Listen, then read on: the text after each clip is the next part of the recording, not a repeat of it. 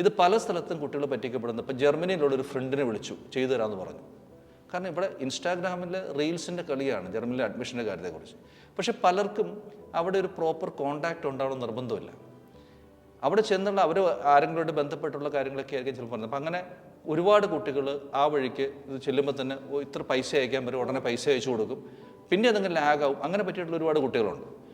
നാട്ടിൽ തന്നെ പല സ്ഥലത്ത് പോയി അപകടത്തിൽപ്പെട്ടുള്ള കുട്ടികൾ എനിക്കറിയാം. ഇപ്പോൾ കഴിഞ്ഞ ദിവസം എൻ്റെ ഇൻസ്റ്റിറ്റ്യൂട്ടിൽ പഠിച്ചൊരു പയ്യൻ, അവന് ഫുൾ മൊഡ്യൂൾ ആയിട്ടില്ല. അപ്പം ഞാൻ പറഞ്ഞു ഫുൾ മൊഡ്യൂൾ ആവാതെ ഹി കാൺ ഗോ. പക്ഷേ ഓൾറെഡി അവൻ വേറൊരു സ്ഥലത്ത് പോയി കുറച്ച് പൈസയൊക്കെ കൊടുത്തു.